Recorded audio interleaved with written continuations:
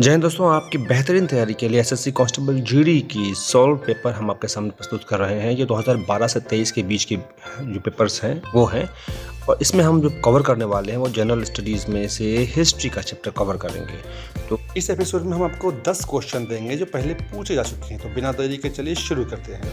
पहला प्रश्न है, निम्नलिखित में से किस मौर्य शासक ने बौद्ध धर्म के प्रचार प्रसार का बीड़ा उठाया था?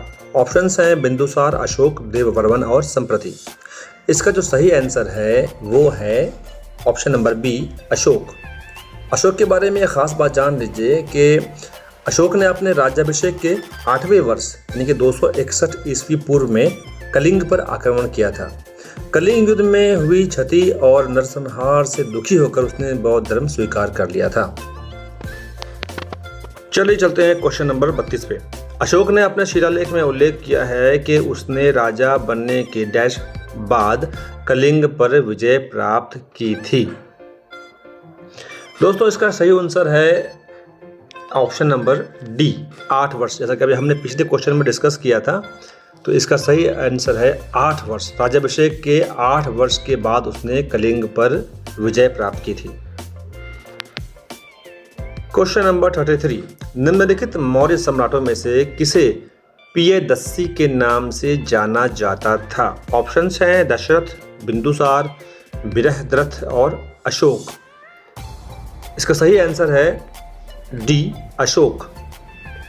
दोस्तों मौर्य सम्राटों में अशोक को पियदस्सी के नाम से जाना जाता है, और साथ ही अशोक को चंड अशोक, देवना प्रिय के नाम से भी जानते हैं, और पुराणों में अशोक का नाम अशोक वर्धन भी मिलता है, और मास्की और गुर्जरा अभिलेखों में अशोक का नाम अशोक मिलता है।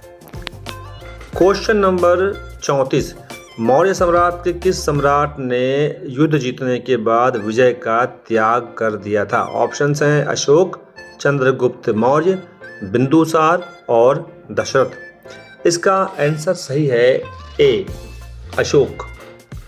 अशोक से संबंधित एक बात जान लीजिए कि उसने अपने पुत्र महेंद्र और पुत्री संघमित्रा को बौद्ध धर्म का प्रचार करने के लिए श्रीलंका भेजा था। क्वेश्चन नंबर 35, निम्नलिखित में से कौन सा बसंत उत्सव गोवा में मनाया जाता है? ऑप्शंस हैं राउफ, शिग्मो, मीमकुट और लोसर। इसका सही आंसर है बी, शिग्मो। दोस्तों शिग्मो महोत्सव बसंत ऋतु के प्रारंभ से 14 दिनों तक संपूर्ण गोवा में मनाया जाता है। यह मराठाओं के सम्मान में मनाया जाने वाला उत्सव है। अगला प्रश्न है 36 नंबर, निम्नलिखित में से कौन से अशोक के शासन में एक प्रांतीय राजधानी थी? एक में ऑप्शन है तक्षशिला और दूसरा है उज्जैन। अब ऑप्शंस आपके सामने है ए, 1 और 2 दोनों, बी केवल 2, सी ना तो 1 ना तो 2 और डी केवल 1। इसका सही आंसर है ए, यानी कि 1 और 2 दोनों। यानी कि अशोक के शासन में तक्षशिला और उज्जैन दोनों ही प्रांतीय राजधानी थी।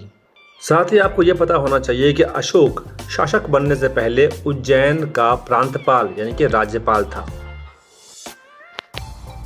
अगला प्रश्न है 37 नंबर, सम्राट अशोक डैश के पुत्र थे, यानी कि उनके पिता का नाम क्या था? अजातशत्रु, बिंबिसार, चंद्रगुप्त मौर्य या बिंदुसार। 37 का सही आंसर है डी, बिंदुसार।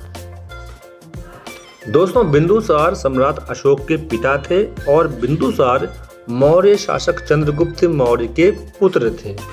पुराणों में उनका नाम सिंहसेन था। प्रश्न नंबर 38, फूल देई जो कि एक फसल उत्सव है, मुख्य रूप से भारत के निम्नलिखित में से किस राज्य में मनाया जाता है? ऑप्शन है गुजरात, मेघालय, उत्तराखंड और आंध्र प्रदेश।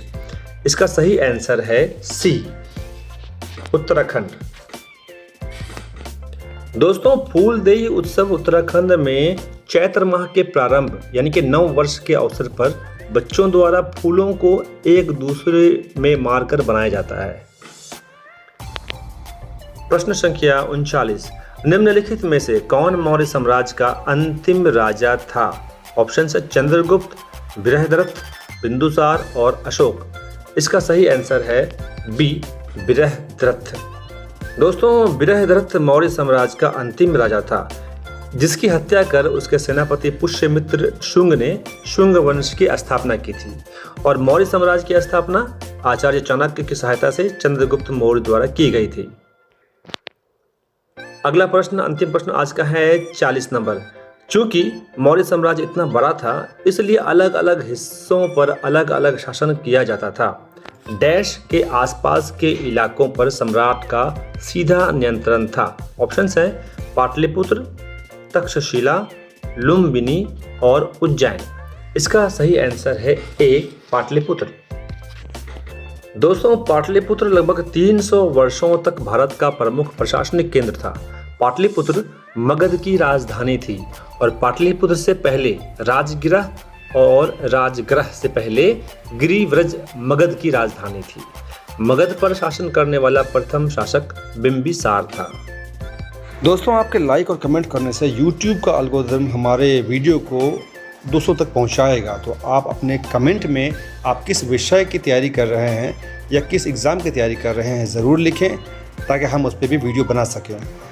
ये वीडियो आपको अल्फ़ा डिफेंस एकेडमी की तरफ से प्रस्तुत किया जा रहा है। मैं हूं आपका दोस्त मोहम्मद जौहर। मिलते हैं अगले एपिसोड में, तब तक के लिए जय हिंद।